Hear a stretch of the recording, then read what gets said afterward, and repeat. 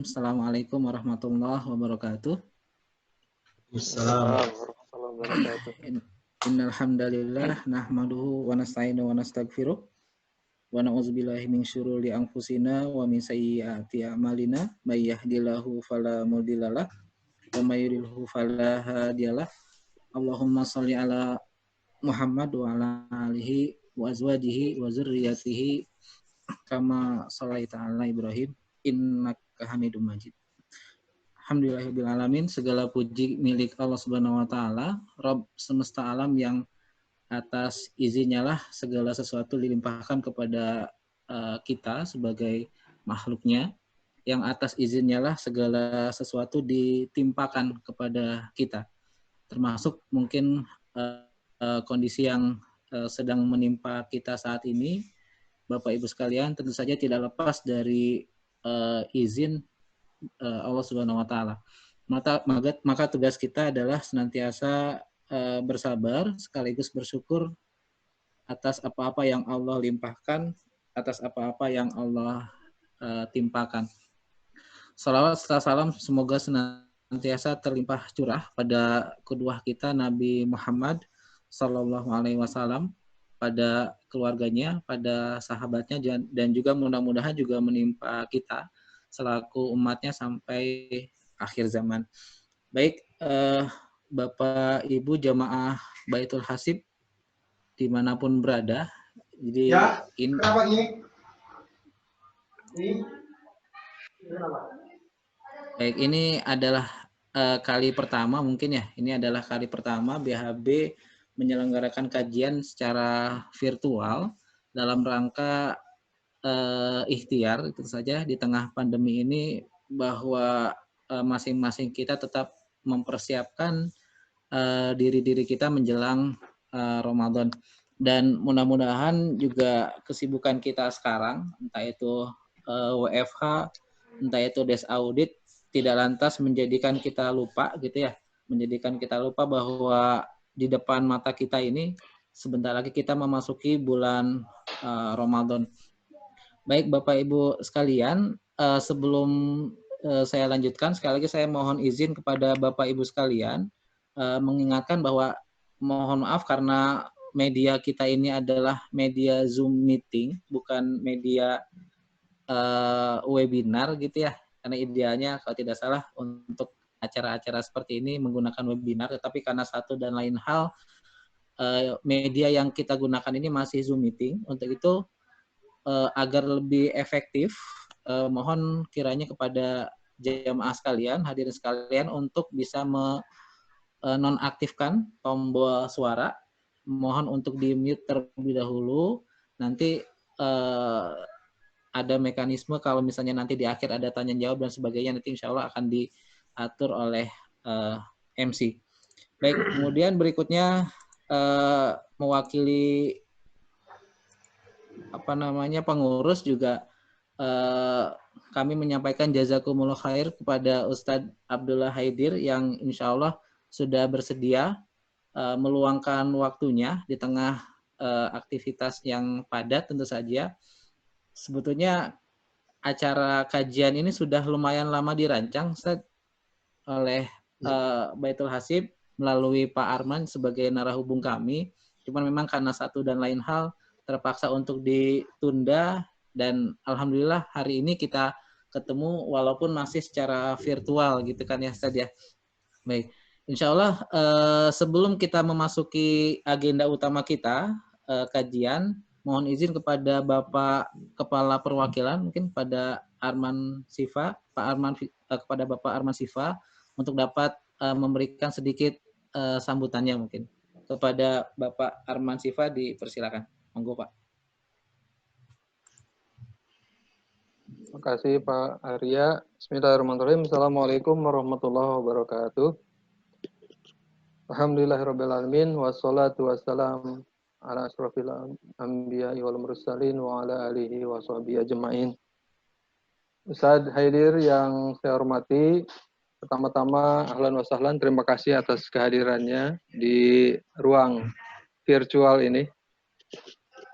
Ini bukti memang kita hanya bisa merencanakan, Allah juga yang menetapkan bahwa kita bertemunya tidak agak kurang normal dengan cara virtual seperti ini, tapi alhamdulillah Allah masih memberikan waktu kepada kita. Juga pada teman-teman sekalian, jamaah Baitul Hasib yang dimuliakan Allah, sampai sekarang sudah ada 43 yang bergabung, Ustadz, dari jamaah Baitul Hasib. Baitul Hasib itu adalah nama masjid kami. Dan yang hadir ini tidak hanya dari Bandung, Ustadz, tapi juga dari berbagai daerah seluruh Indonesia, ya. Masya Allah. Dari semua perwakilan, beberapa perwakilan dan juga dari AKN yang lain, ya. Pak Erwin juga tadi saya lihat bergabung. Selamat bergabung, Pak Erwin. Ustadz, pada kesempatan ini saya mengucapkan terima kasih atas waktu yang diberikan, dan memang sudah tepat waktunya sebagaimana yang sudah kita rencanakan. Kita selainnya harus juga selain bersibuk untuk melaksanakan tugas dari rumah dan juga melaksanakan karantina pribadi dengan tinggal di rumah, kita juga tidak boleh kehilangan kesempatan untuk memperoleh keutamaan dari Ramadan.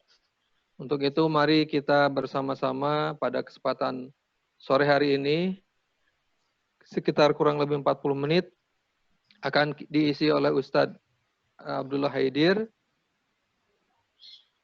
Sampaikan bahwa beliau adalah guru kami, kebetulan sama-sama di Depok, lulusan dari Saudi kalau tidak salah. Nanti Pak Ustadz sendiri yang akan memperkenalkan diri.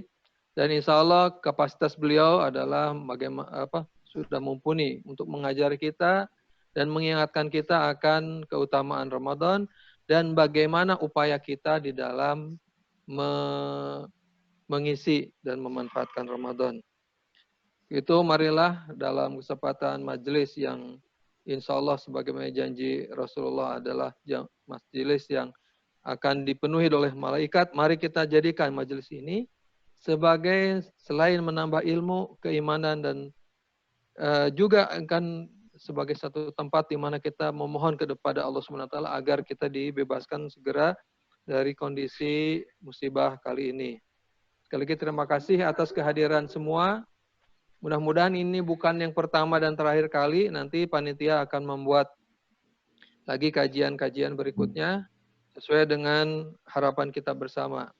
Tetap menjaga silaturahmi dalam kebaikan dan insya Allah kita lanjutkan terus. Saya kira demikian yang bisa saya sampaikan. Terima kasih atas kehadirannya juga kepada Ustadz. Billahi taufiq wal hidayah. Wassalamualaikum warahmatullahi wabarakatuh.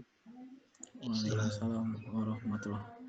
Baik, tadi sudah disampaikan oleh Bapak Arman Sifa sedikit profil tentang Ustadz. Jadi kalau saya googling Ustadz ini juga tidak sulit Ustadz insya Allah untuk menemukan profil Ustadz di Google gitu ya.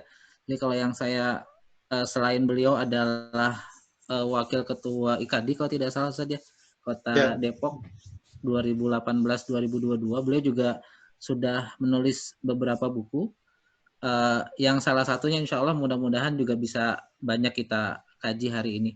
Baik, untuk lebih mengoptimalkan waktu yang ada, monggo Ustadz dipersilakan selama kurang lebih 40 menit ke depan untuk bisa menyampaikan materi terkait dengan sukses Ramadan. Dan kepada Bapak Ibu sekalian yang ada pertanyaan mungkin atau unek-unek yang ingin disampaikan nanti bisa disampaikan baik itu secara lisan maupun secara tertulis. Baik, kepada Ustadz Abdullah Haidir dipersilakan. Tafadhal Ustadz. Baik, Assalamualaikum warahmatullahi wabarakatuh. Bismillahirrahmanirrahim. Alhamdulillahirabbil alamin. Wassalatu wassalamu ala sayyidina Muhammadin wa ala alihi wa ashabihi ajma'in, amma ba'd. Yang kami muliakan, kami hormati sahabat kami Bapak Arman Sifa dan juga seluruh staf pegawai UPK ya, di Bandung dan sekitarnya, atau juga di berbagai tempat yang dimuliakan Allah Subhanahu wa taala. Alhamdulillah kita bersyukur pada Allah di sore hari ini Allah pertemukan kita dalam majelis ilmu ini. Ya, kita tidak ragu untuk mengatakan bahwa ini adalah majelis ilmu. Ya, walaupun kita berada di tempat yang terpisah. Ya, karena pada hakikatnya kita hanya dipisahkan oleh tempat dan jarak, tapi kita diikat oleh ikatan yang jauh lebih kuat, yaitu keimanan dan ketakwaan kita kepada Allah Subhanahu wa taala.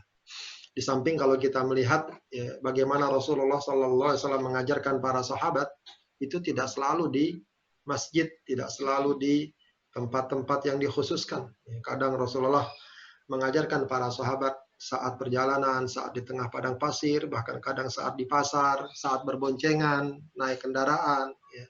Sesuatu yang sebenarnya dapat kita pahami bahwa menuntut ilmu, menyegarkan keimanan kepada Allah Subhanahu wa taala semestinya tidak boleh terhalang ya, oleh berbagai macam situasi dan kondisi. Bahkan dalam Al-Qur'an Allah katakan ya, dalam kondisi perang sekalipun ya, dalam Al-Qur'an dalam kondisi perang Allah katakan maka nal mu'minuna liyanfiru kaffah.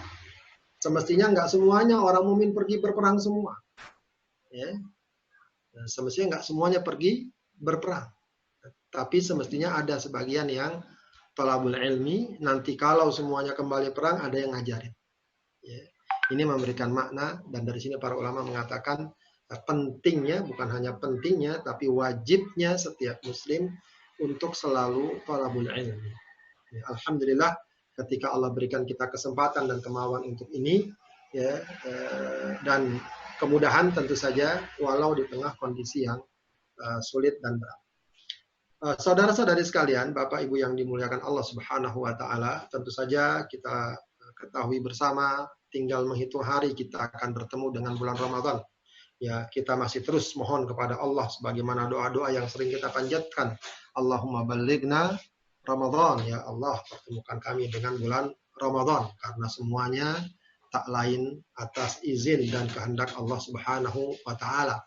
Ya, siapakah seorang muslim yang tidak bahagia dan tidak senang dengan kedatangan bulan Ramadan?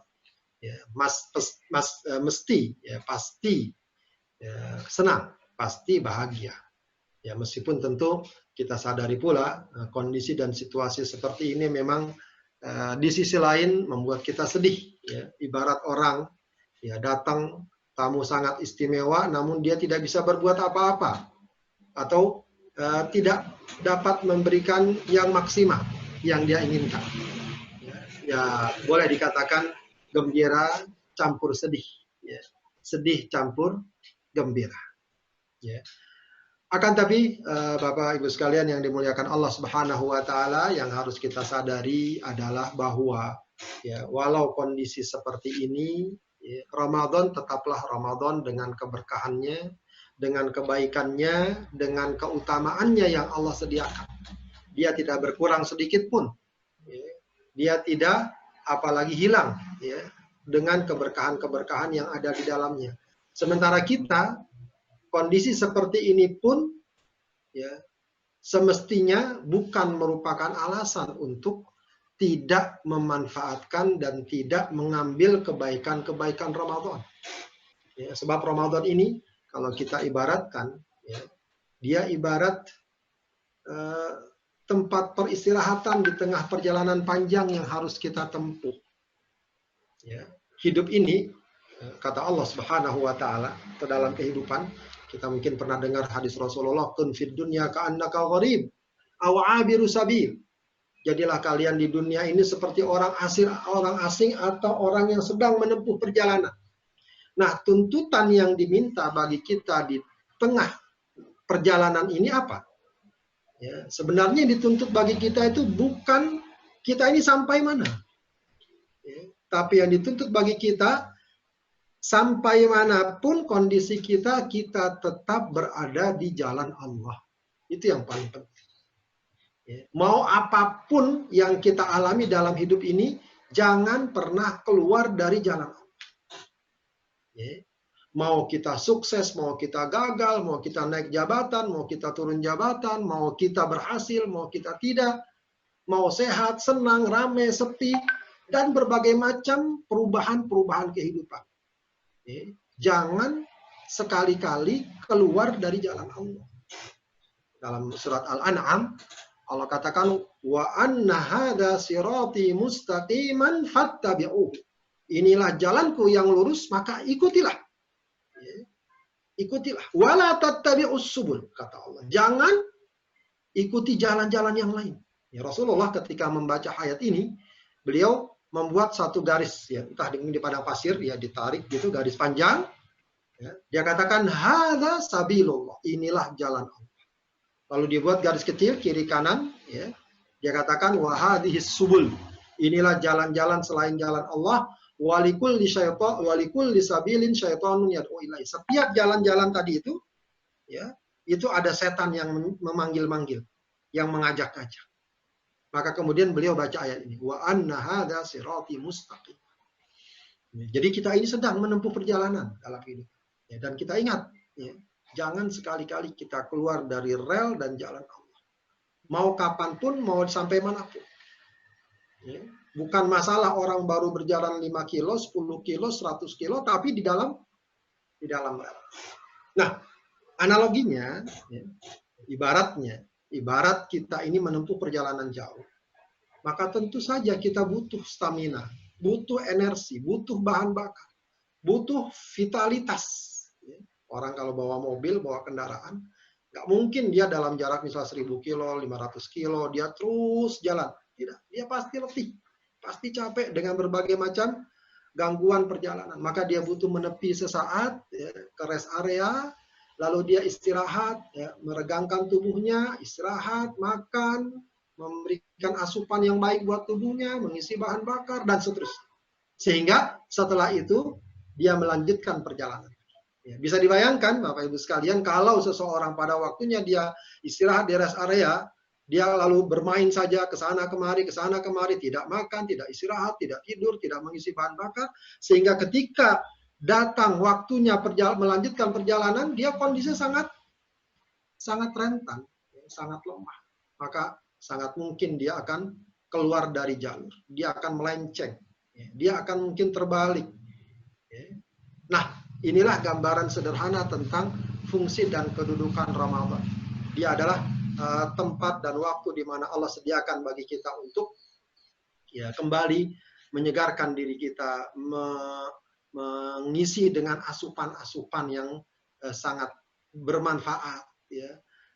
Kemudian mengumpulkan tenaga dalam rangka, ya, melanjutkan perjalanan agar tetap teguh di jalan Allah Subhanahu wa Ta'ala. Jadi ini sangat erat kaitannya dengan, ya, konsekuensi kehidupan kita, di mana hidup ini adalah hidup yang memiliki konsekuensi, bukan hidup semau-mau kita, bukan hidup sesuka-suka kita. Kalau hidup sesuka-suka kita gampang, ya, tapi tidak, hidup ini ada konsekuensi. Nah, Bapak Ibu sekalian yang dimuliakan Allah Subhanahu wa Ta'ala, pun, ya, ketika kita kaitkan Ramadan dalam kondisi seperti ini, walau, ya, siapapun pasti kita akan merasakan, ya, kepedihan, ya, kesedihan. Ya, apalagi kalau memang ini terus berlanjut sampai Ramadan, kita mungkin tidak bisa tarawih berjamaah, mungkin tadarusan berjamaah. Ya, belum lagi dengan suasana-suasana semaraknya, ya, buka bersama, berkumpul bersama keluarga besar, tetangga, teman, dan lain sebagainya. Ya, tapi tetap saja, ya, sekali lagi kita katakan, tidak ada yang menghalangi kita untuk mengambil kebaikan di bulan Ramadan. Bahkan justru dalam beberapa hal kita bisa mendapatkan poin-poin khusus, ya, yang boleh jadi tidak kita dapatkan dalam kondisi normal. Inilah yang seharusnya kita ambil. Ya, begitulah sesungguhnya, ya, Allah ketika menetapkan keburukan. Jadi memang, ya, keimanan kita meyakini bahwa takdir baik dan buruk dari Allah. Sehat dari Allah, sakit dari Allah. Untung dari Allah, rugi dari Allah. Ya, kehidupan indah, nyaman, bencana juga dari Allah. Ya, mungkin sering timbul pertanyaan, kenapa Allah berikan bencana seperti ini? Kenapa Allah berikan keburukan-keburukan dalam kehidupan?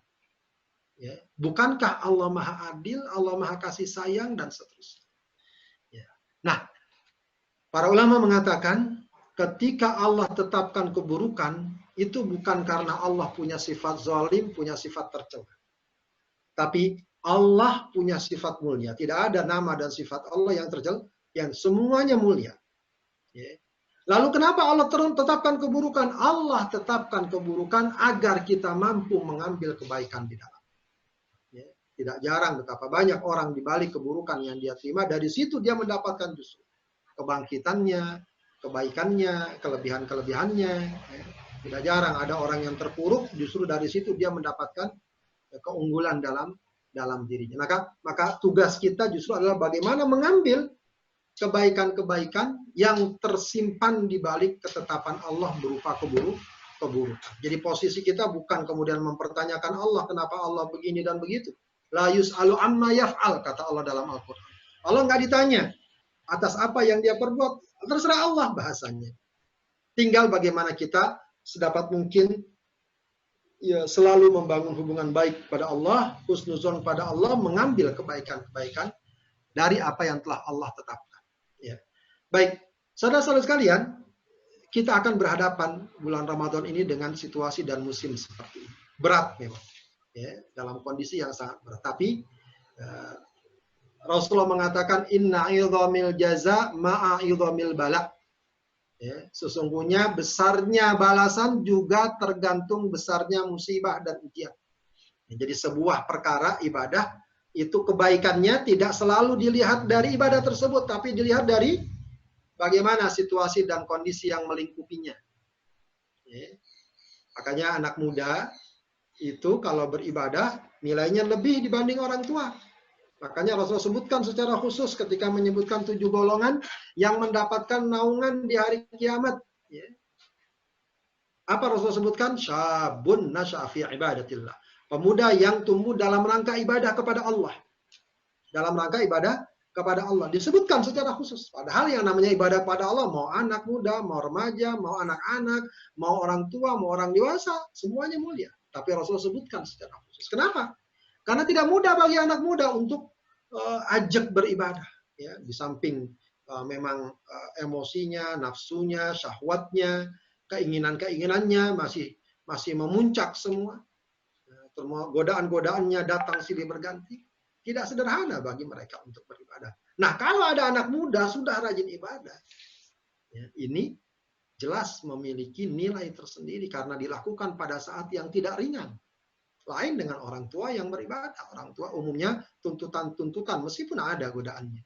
Ya, tapi tuntutannya tidak seberat anak. Dalam bab wudu kita dikenalkan ada satu perkara berwudu itu yang nilainya tinggi. Wudu dianjurkan untuk menyempurnakan wudu, tapi bukan dari situnya, dari situasinya. Kata Rasulullah pada sahabatnya, maukah kalian aku beritahu sesuatu yang dapat menghapus dosa dan meninggikan derajat? Kata para sahabat, mau ya Rasulullah. Maka kata Rasulullah, isbaghul wudu alal makari. Sempurnakan wudu ya, saat sedang dalam kondisi yang sulit. Ya, para ulama biasa menafsirkan hadis ini di saat musim yang sangat dingin. Ya, jadi kalau kita mungkin pernah ke negeri-negeri yang 4 musim yang sangat dingin, atau kita mungkin ke daerah yang dingin, ke puncak dan semacamnya, itu biasanya paling enggak kalau lagi sholat subuh begitu ya, itu malas sekali kena air. Nah, ketika dalam situasi seperti itu kita tetap sempurnakan wudhu kita berwudhu dengan sebaik-baiknya, itu nilainya beda dengan situasi, dengan saat kita berwudhu dalam kondisi yang biasa-biasa saja. Nah, artinya apa? Artinya memang ibadah yang kita lakukan dalam kondisi sulit dan berat itu akan memiliki nilai tersendiri. Maka Bapak Ibu sekalian yang dimuliakan Allah, di bulan Ramadan nanti, ya, sebagaimana tentu sekarang pun, ya, jangan sama sekali mengurangi semangat beribadah kita. Insya Allah, ya, bahkan ini bukan sekedar harapan dan memang sudah Allah janjikan, Rasulullah janjikan. Ibadah-ibadah yang terkurangi karena uzur itu tidak terkurangi nilai dan pahala. Kita mungkin nggak bisa raweh berjamaah ke masjid atau banyak keterbatasan-keterbatasan, Dari segi pahala tidak terkurangi. Dari segi pengamalan juga begitu. Kalau kita lihat ibadah puasa, nggak ada yang terhalang untuk beribadah puasa. Ibadah puasa adalah ibadah yang sangat fleksibel malah. Ya, ibadah yang paling mungkin kita lakukan kapan saja, di mana saja, bagaimana saja, begitu. Atau dalam kondisi bagaimanapun. Orang kalau lagi sholat dia harus meninggalkan yang lain, tidak boleh ini itu. Orang kalau lagi pergi haji bahkan harus meninggalkan kampung halamannya.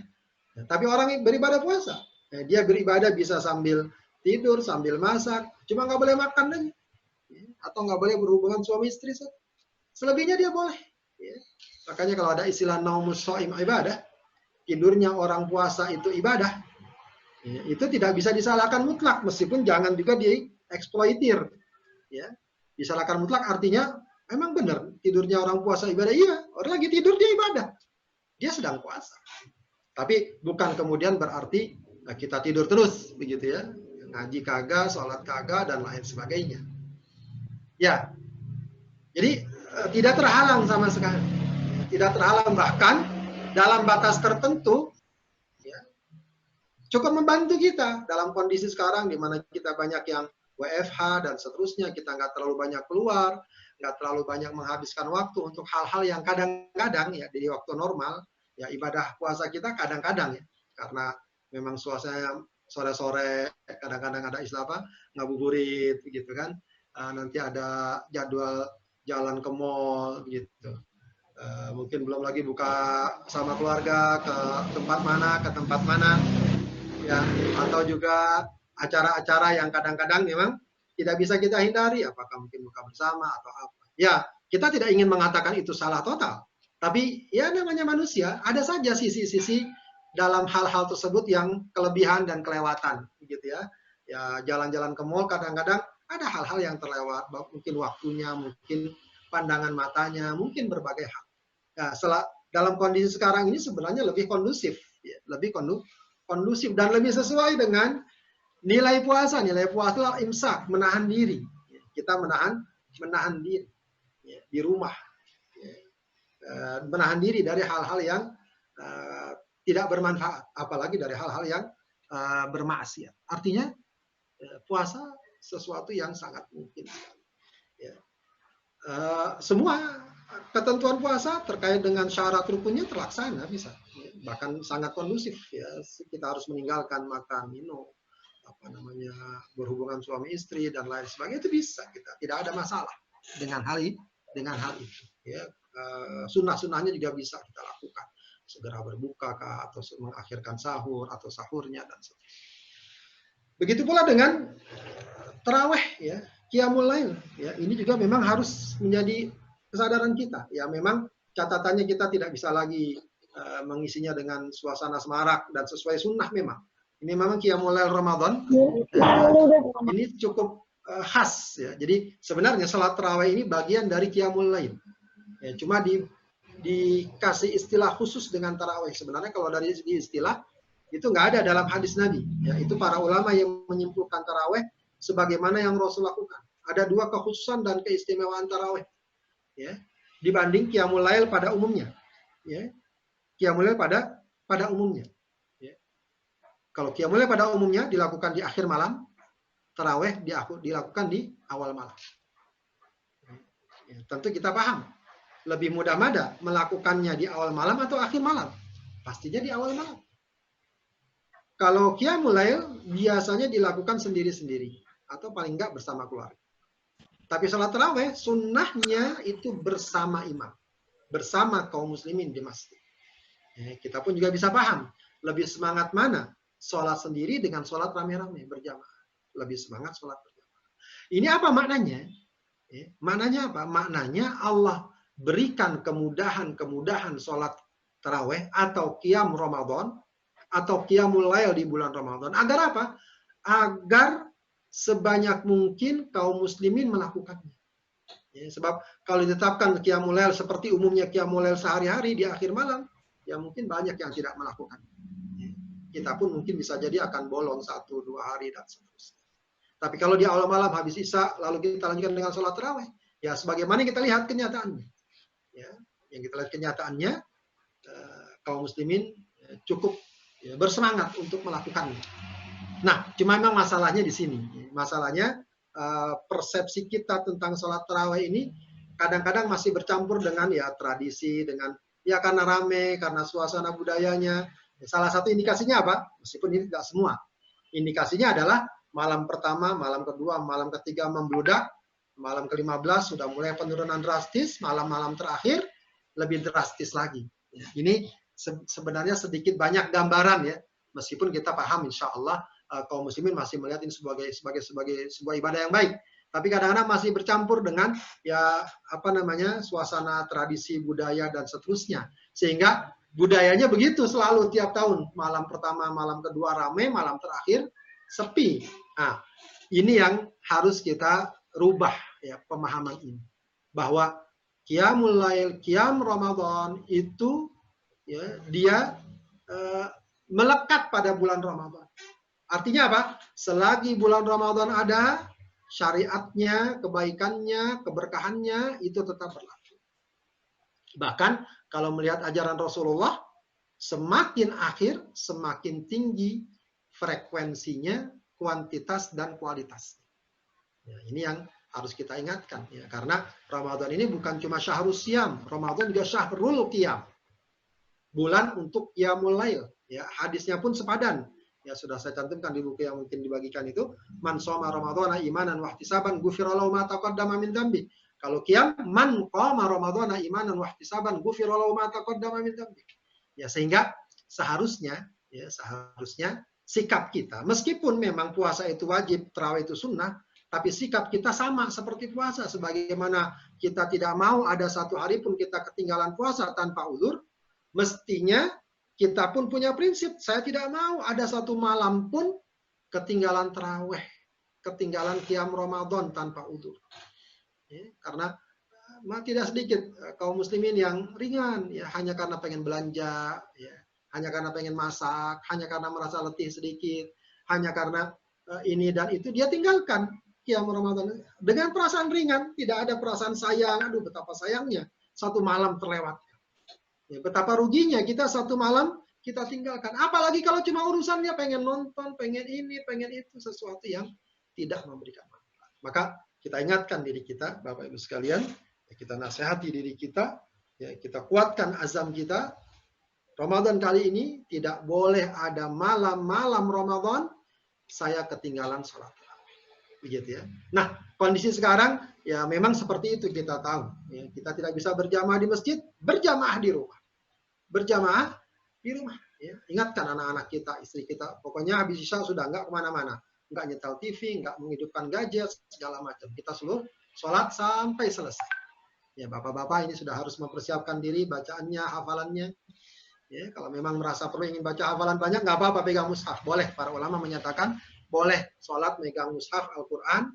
Ya, kalau kita memang belum memiliki hafalan yang banyak. Begitu, boleh. Dan bahkan kalaupun memang nggak bisa berjamaah, ya kebetulan misalnya di rumah, ya, katakanlah ya, ada yang sakit lah, ya, mudah-mudahan sehat semua, ya tinggal sendiri nggak apa, sholat sendiri, sholat tarawih boleh sendiri. Ya, jadi sholat yang berjamaah sebagai syarat sah sholat itu cuma sholat Jumat. Selain itu boleh sendiri. Meskipun ada yang dianjurkan berjamaah, sholat tarawih dianjurkan berjamaah, tapi sendiri boleh. Bahkan sholat id, ya, kalau memang kondisi belum berubah, ya kita juga harus siap-siap sholat id di rumah. Ya memang ya sedih ya, menggambarkannya udah sedih ya bagaimana kita mengalami. Tapi jauh lebih baik itu dilakukan ketimbang tidak sama sekali. Ya sudah di masjid nggak sholat id, di rumah nggak sholat id. Ya, padahal boleh sholat id di rumah ya, sendiri atau bahkan misalnya bersama keluarga. Ya, bersama keluarga. Artinya apa? Tidak terhalang bagi kita untuk melaksanakan ibadah Ramadan. Tilawatul Quran juga begitu. Tilawatul Quran yang juga menjadi keistimewaan bulan Ramadan, di mana Ramadan adalah dikenal sebagai Syahrul Quran, ya, sebagai bulan Al-Quran, insya Allah tidak terhalang. Tidak terhalang di bulan Ramadan. Ya, bahkan juga kita katakan lagi, justru sekarang sangat kondusif. Biasanya waktu kita banyak habis di perjalanan kah? Ya, kalau kita ke kantor kan, Ya, bisa jadi. Nggak tahu ya kalau di Bandung. Saya kira hampir sama ya kayak di Depok gitu. Ya, perjalanan paling enggak yang dekat-dekat saja mungkin bisa habis setengah jam. Ya, apalagi kalau udah langsung dari Depok ke Jakarta. Nah, itu sejam aja kadang-kadang sudah bagus. Ya. Sejam berangkat, sejam pulang, 2 jam. Belum capeknya. Ya, belum lagi agenda sana sini. Nah, sekarang semestinya, harusnya semestinya nih, semestinya lebih banyak waktu yang kita miliki. Ya, kita masih bisa mencicil halaman demi halaman, juz demi juz di rumah kita. Harusnya juga begitu. Maka jangan kita sia-siakan kesempatan ini. Ramadan adalah syahrul Quran. Ya, Rasulullah itu kalau di bulan Ramadan selalu didatangi malaikat Jibril murojaah lagi Al-Quran. Ya, murojaah terus Al-Quran. Ya. Nah, karena itu para ulama terkenal. Para ulama kalau udah bulan Ramadan fokus dengan Al-Quran. Bahkan yang biasa ngajar, biasa ngaji, biasa buka kitab, ganti. Baca Al-Quran. Nah, ini satu hal yang juga harus kita hidupkan, terutama juga di tengah keluarga, pada anak-anak. Kita tanya terus tiap hari udah baca Quran belum? Karena anak-anak begitu ya, termasuklah anak saya, suruh harus ditegur tiap hari, ditanya berapa baca Quran hari ini. Ya, terus saja start dengan kebaikan, dengan kelembutan kita ya, dan kasih sayang kita. Jangan pernah bosan untuk nanya, udah baca Quran belum? Kenapa baru segitu? Tambah lagi dan seterusnya. Ya. Kemudian Ramadan juga adalah syahrul sedekah. Juga begitu. Kita tidak terhalang untuk bersedekah. Ya, maaf ya kadang-kadang jangan sampai kita sedekah hanya nunggu kotak yang lewat gitu ya. Karena di masjid ada kotak lewat, kita sedekah, nggak lewat kotaknya kita bisa bersedekah. Nah, kita bisa bersedekah. Ya, tadi ada seorang ustadz yang mengingatkan ya, bahwa kalau kita biasa sedekah ke masjid, bagus juga tuh kita tanya pengurus masjid apa namanya, rekeningnya atau apa ya, kita kirim sedekah kita yang mungkin biasa kita bersedekah ke masjid ya, apalagi masjid pun ya butuh juga kan ya, apa namanya dana segala macam ya. Itu juga sebagai upaya kita untuk menghidupkan budaya sedekah. Sebab juga Rasulullah SAW dikabarkan oleh Ibnu Abbas atau Anas bin Malik, dikabarkan bahwa kana Nabi sallallahu alaihi wasallam ajwadun nas. Rasulullah itu adalah orang yang paling dermawan, wa ajwadu ma yakunu fi Ramadan. Beliau itu lebih dermawan lagi di bulan Ramadan. Jadi saya terus terang nggak kebayang tuh gimana Rasulullah tuh lebih dermawan di bulan Ramadan. Hari biasanya kedermawanan beliau itu jauh di atas kita. Bahkan nggak kebayang oleh kita. Apa nggak kebayangnya? Ya. Rasulullah itu ya orang yang kalau diminta nggak pernah nolak. Pernah suatu kali beliau pakai shawl gitu, pakai apa namanya sorban, tapi dia kan di leher. Ya biasalah kayak shawl gitu, kayak apa? Ya di leher. Tiba-tiba ada orang Baduy, orang pedusunan. Ya, biasa kasar perilakunya, temperamennya, ya, kasar keras, dia langsung tarik itu. Ya Rasulullah, ini buat saya, begitu. Sampai digambarkan itu ada bekas di leher Rasulullah. Saking kerasnya tarikan tersebut. Rasulullah menoleh saja ke orang tadi dan senyum, lalu dia lepas serbannya dikasih. Begitu Rasulullah. Ya. Dan Rasulullah ini memang unik ya, apa namanya? Jadi pertanyaan Rasulullah sebenarnya kaya apa miskin? Ya. Banyak riwayat yang mungkin kita ingat ya bagaimana Rasulullah suatu pagi datang ke rumah Aisyah, nanya ada makanan nggak? Aisyah, kata Aisyah nggak ada ya Rasul. Oh, kalau gitu udah saya puasa. Nah, di riwayat yang lain Aisyah mengatakan pernah dalam satu kali sekian bulan di rumah kami nggak masak. Kami cuma bisa makan air putih dan korma. Artinya nggak ada makanan.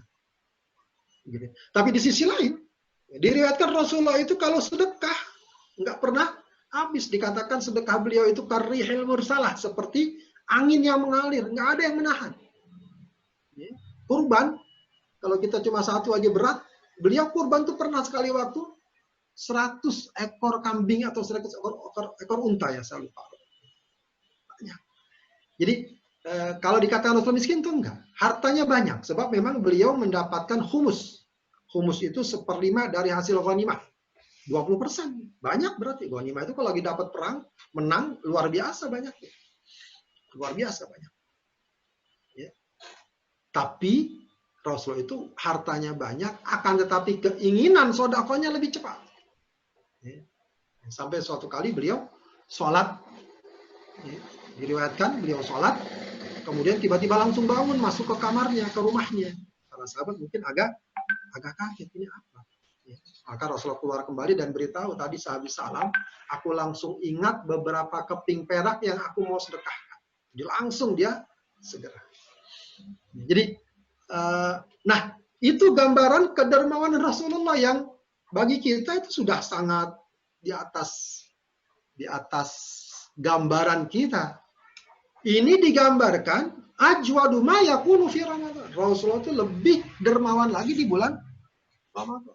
Di antara sebabnya para ulama mengatakan, disebutkan dalam hadis, khususnya kalau Jibril datang. Dia sangat dermawan. Sangat dermawan.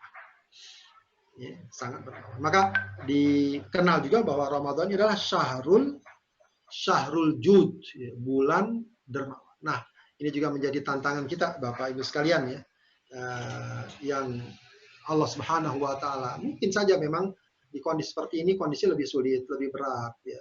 Ada hal-hal yang mungkin saja berkurang dari pemasukan kita dan seterusnya. Tapi selagi Allah berikan kita kecukupan, apalagi kelebihan, ya, maka hendaknya berbagi harus menjadi style kita. Apalagi kalau kita sudah ada kewajiban, ya, kewajiban infak kepada keluarga, kepada orang tua, atau kewajiban zakat, apalagi itu pun jelas harus dikeluarkan.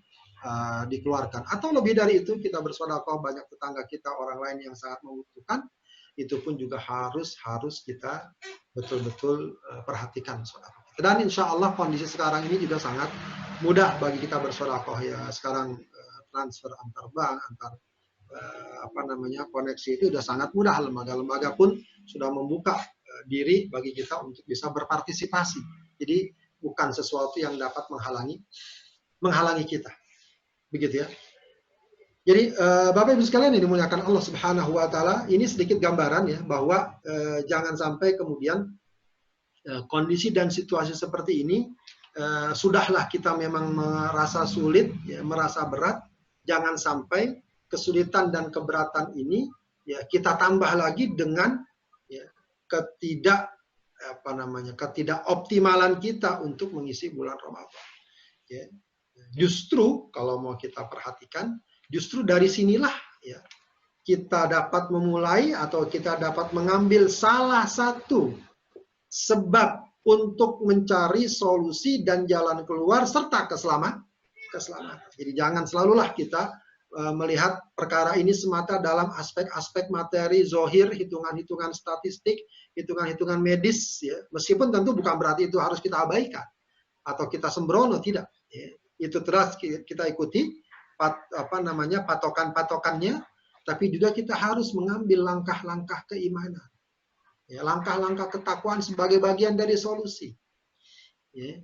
Bagi seorang muslim harusnya selalu begitu. Kata Allah, wasta'inu bis-sabri was-shalah. Mintalah tolong pada Allah, sabar dan sholat. Ya, kata Allah, wa may yattaqillaha yaj'al lahu makhraja.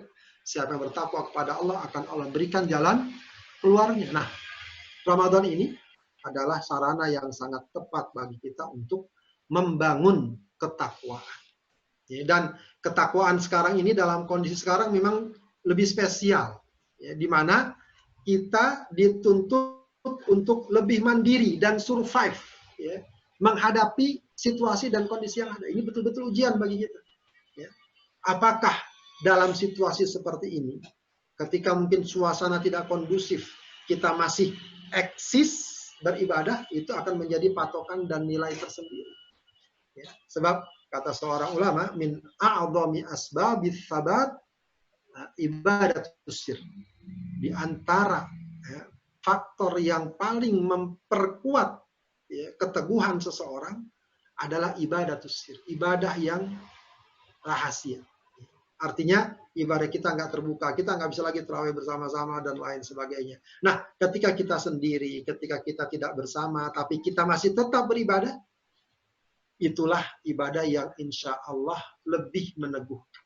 Sebagaimana kebalikannya, kata para ulama, min a'dhami asbabil intikas, ya, maksiatus sir, ya, ya, di antara sebab orang itu tergelincir, orang itu jadi ahli maksiat. Kenapa? Kalau lagi sendiri dia maksiat. Ya, jadi di depan orang dia nggak maksiat, tapi lagi sendiri dia maksiat. Nah, ini yang dikhawatirkan akan dapat menyebabkan seseorang benar-benar tergelincir hidupnya, menjadi ahli maksiat betulan. Maka ya, sekali lagi Bapak Ibu sekalian, ya, kondisi sekarang ini harus benar-benar kita manfaatkan dan kita jaga, kita hidupkan ya, suasana Ramadan, ya, bahkan di tengah keluarga kita. Bahkan ini juga akan menjadi peluang yang sangat indah bagi kita untuk menghidupkan ruh atau milieu ibadah dan ketakwaan di tengah keluarga. Boleh jadi kita selama ini bisa jadi mungkin jarang berkumpul ya dalam suasana ibadah. Ya, mungkin giliran sholat, kalau memang biasanya bapak-bapak pergi ke masjid, ibu-ibu sholat sendiri, anak-anak kadang mungkin sholat sendiri. Nah, sekarang ini ya, kita punya ya sebenarnya alasan yang kuat untuk berkumpul dalam ibadah. Apalagi kalau ditambah mungkin bisa tadarusan bersama keluarga, kita jadwalkan, kita agendakan. Ya, ada yang mungkin membaca Al-Quran, ada yang mungkin katakan memberikan tausiah dan seterusnya. Ya, jadi sekali lagi Bapak Ibu sekalian yang dimuliakan Allah Subhanahu wa taala, sungguh tidak ada halangan bagi kita untuk mengisi Ramadan ini dengan sebaik-baiknya. Ya, maka seberapa besar kebaikan di bulan Ramadan itu sesungguhnya sangat tergantung dari seberapa besar kita mengambil kebaikan di dalamnya. Ya. Baik, itu saja barangkali yang dapat saya sampaikan. Ya, mohon maaf kalau ada kekurangan. Ya, sekedar untuk mengingatkan kita satu sama lain, memotivasi kita. Ya, mudah-mudahan bermanfaat. Saya cukupkan sampai di sini. Mudah-mudahan bermanfaat. Kalau ada pertanyaan dan diskusi, silakan. Assalamualaikum warahmatullahi wabarakatuh.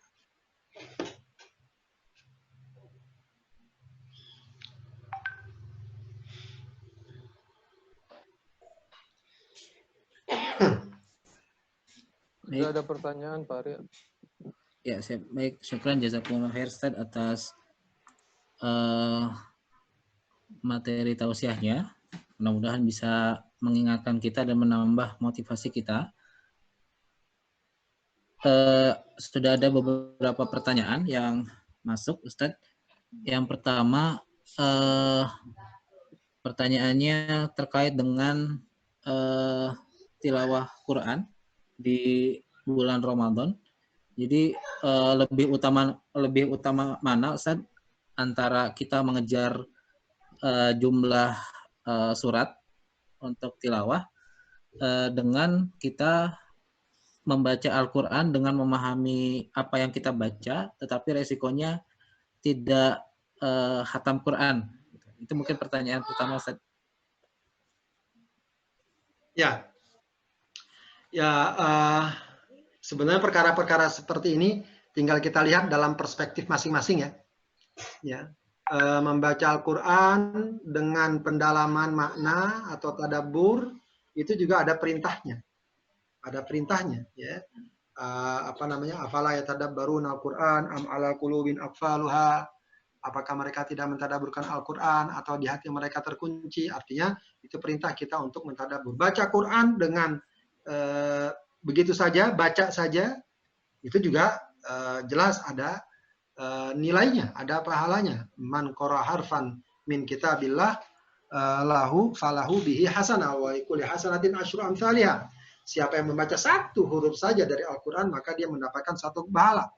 Dalam satu pahala, Allah berikan 10 kali kebaikan atau 10 kali lipat. Jadi tinggal kita lihat persepsi masing-masing. Oh, saya mungkin ada orang yang memang ya senangnya menelaah, senangnya memahami. Sepanjang tujuannya ingin menghidupkan pemahaman dia, tidak mengapa. Insya Allah itu pun ada kebaikan. Ada kebaikan. Oh enggak, ada orang yang ya biasalah, mungkin dia menelaah kurang. Yang penting baca aja yang banyak. Enggak apa-apa. Masing-masing ada kebaikan. Yang penting waktunya habis untuk ibadah dan ketaatan. Sebab belajar, memahami juga merupakan ibadah yang sangat besar. Para ulama dulu mengatakan tafakkur sa'ah khairun min alfi ibadah. Berpikir sesaat lebih baik dari 1000 ibadah, begitu ya. Kalau dia mau mix bagus, itu lebih baik ya. mix misalnya sebagian dia baca, ya, nanti apakah di penghujung ada 1-2 ayat yang coba dia dalami maknanya, gitu. Itu mungkin jalan tengah ya yang saya kira cukup baik khususnya bagi mereka yang memang belum bisa langsung ya sambil membaca sambil menangkap maknanya, itu butuh perangkat-perangkat yang sangat dibutuhkan. Jadi kalau mau di mix itu lebih bagus. Kalau mau dipisah tidak mengapa insya Allah. Jadi tinggal bagaimana kita melihat dalam perspektif kita masing-masing. Kedua-duanya dianjurkan adalah merupakan amal soleh yang insya Allah baik. Wallahu a'lam. Kemudian pertanyaan berikutnya Ustaz, mohon izin. Jadi seperti yang tadi Ustaz sampaikan, ketika kondisi sekarang mungkin ada beberapa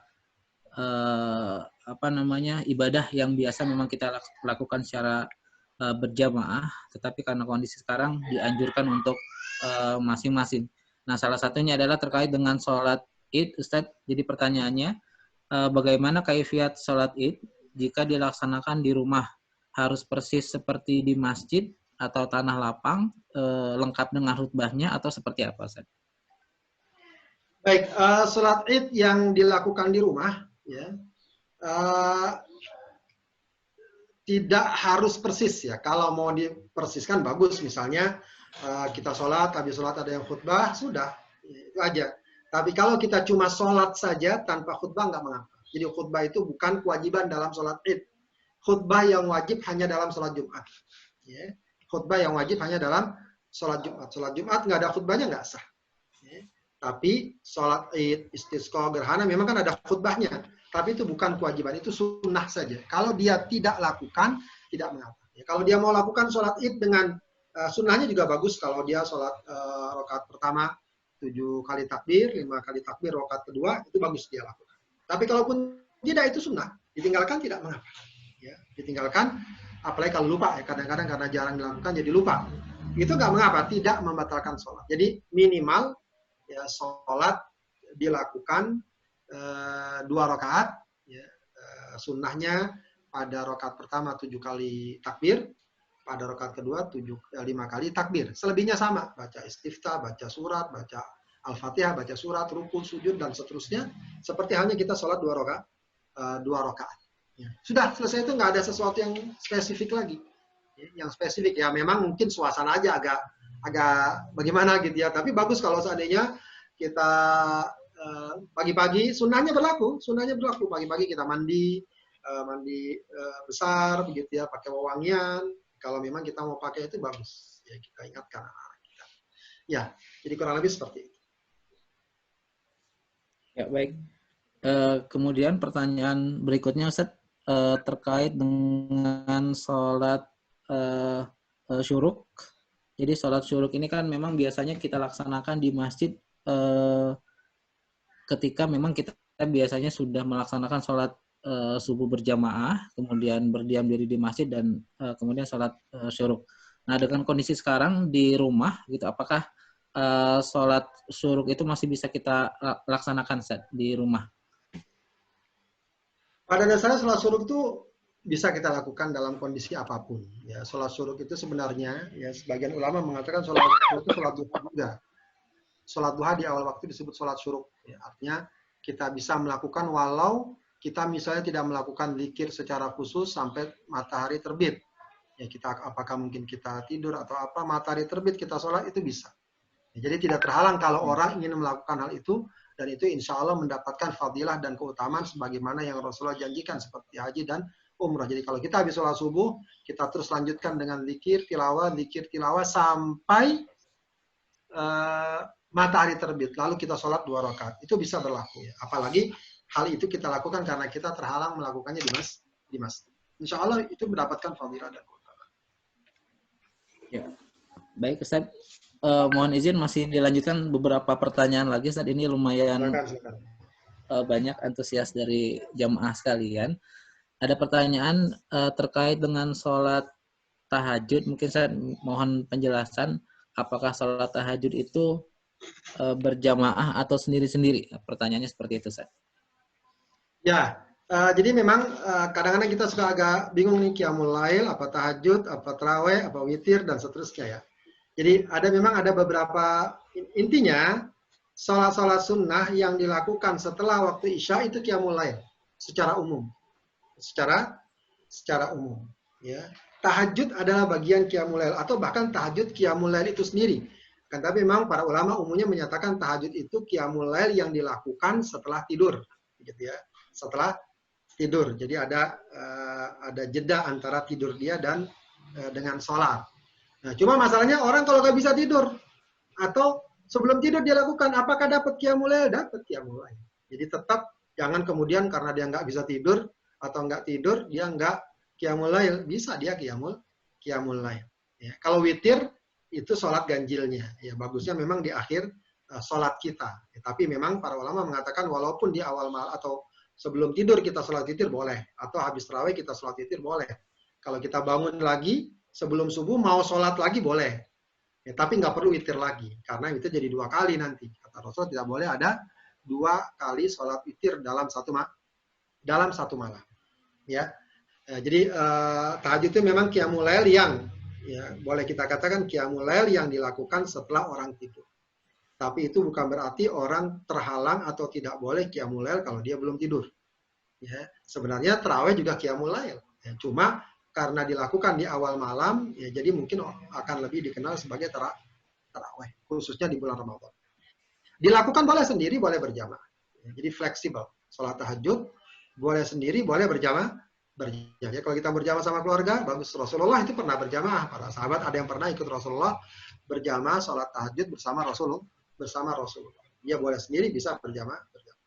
Wallah. Ya, baik. Kemudian mohon izin satu lagi mungkin Ustaz, pertanyaan yang disampaikan oleh jamaah terkait dengan itikaf Ramadan, Ustaz. Jadi memang karena kondisi saat ini salah satu memang yang biasanya dinanti-nantikan oleh umat muslim adalah 10 hari terakhir di bulan Ramadan gitu. Nah, dengan kondisi sekarang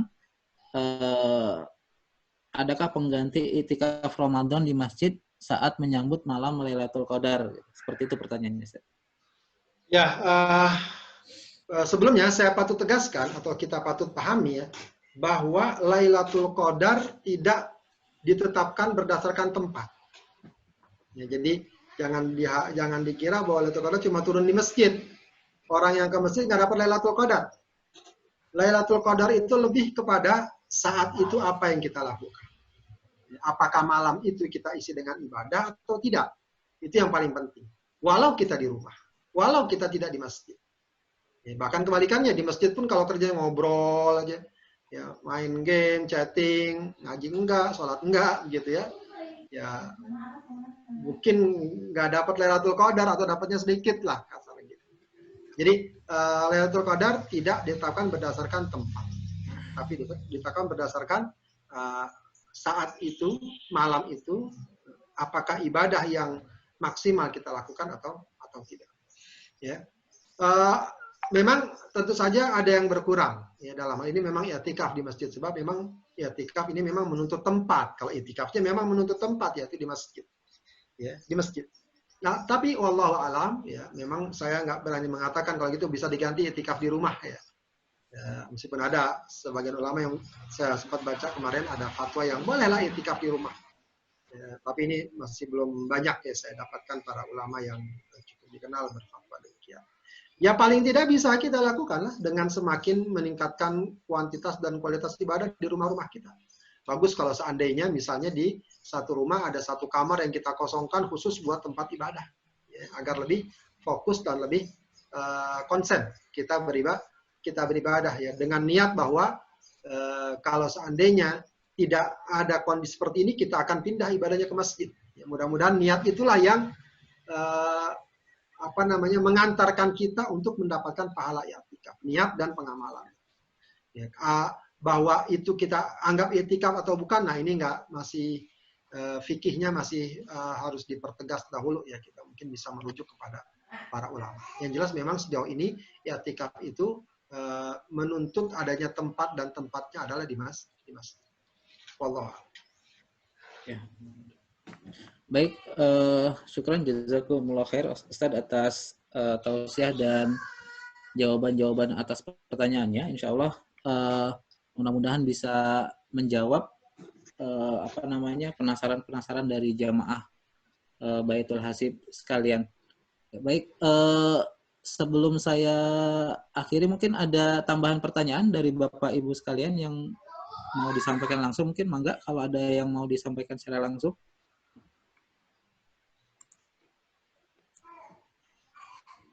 Pak Mamat biasanya nanya Pak Mamat. Pak Mamat, mangga Pak Mamat. Atau sudah cukup mungkin Bapak Ibu sekalian? Ya, baik. Kalau sudah cukup, sebelum diakhiri mohon Ustadz untuk bisa memimpin doa mungkin Ustadz untuk kita semua.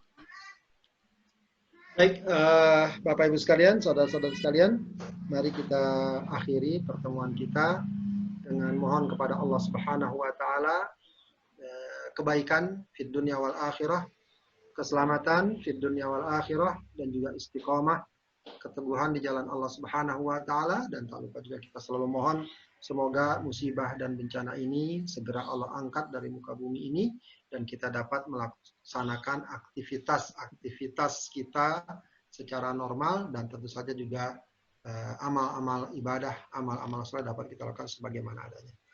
Astaghfirullahaladzim, astaghfirullahaladzim, astaghfirullahaladzim, hamdan yuwafi ni'amahu wa yukafi'u mazidah. Ya Rabbana wa ilahana lakal hamdu wa lakal syukru kama yanbaghi li jalali wajhika wa azimi sultanik. Allahumma salli ala Sayyidina Muhammad wa ala ali Sayyidina Muhammad. Rabbana taqabbal minna innaka antas sami'ul alim wa tub alaina innaka antat tawwabur rahim. La ilaha illa anta subhanaka inna kunna minadh dhalimin. La ilaha illa anta subhanaka inna kunna minadh dhalimin. La ilaha illa anta subhanaka inna kunna minadh dhalimin. Allahumma ighfiril muslimina wal muslimat wal mu'minina wal mu'minat al ahya'i minhum wal amwat. Allahumma ansuril muslimina fi kulli makan. Allahumma farrij humumahum wa naffis kurbatihim waqdi anhum dainahum birahmatika ya arhamar rahimin. Allahumma la tada' lana fi maqamina hadha dhanban illa ghafarta wala 'aiban illa satarta wala dainan illa qadaitah wala hajatan min hawaijid dunya illa yassartahu wa antahu birahmatika ya arhamar rahimin. Allahumma rfa' annal bala wal waba wal ghala waz zina wal riba waz zalazil wal mihan wa su'il fitan ma dhahara minha wa ma batan. Allahumma inna nas'aluka al-afiyah fid dunya wal akhirah. Allahumma inna nas'aluka al-afwa wal afiyah fi dinina wa dunyana wa ahlina wa malina.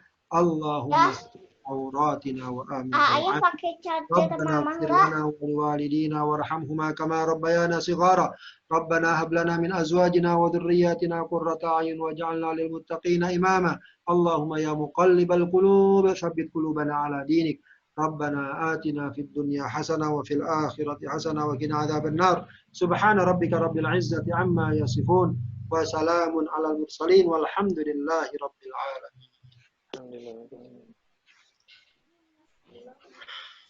Alhamdulillahirrahmanirrahim. Wa iyyakum. Ya baik, syukran jazakumullah khair Ustaz atas keluangan waktu, atas materi yang disampaikan. Mudah-mudahan juga bisa mengingatkan kita semua untuk senantiasa bisa mengoptimalkan Ramadan yang insya Allah sudah di depan mata kita, apapun kondisi kita hari ini dan ke depannya. Saya ucapkan terima kasih juga kepada Pak Arman yang sudah memfasilitasi kajian ini, kepada jamaah sekalian juga, baik perwakilan Jawa Barat maupun dari seluruh perwakilan, bahkan juga saya lihat banyak dari teman-teman dari kantor pusat.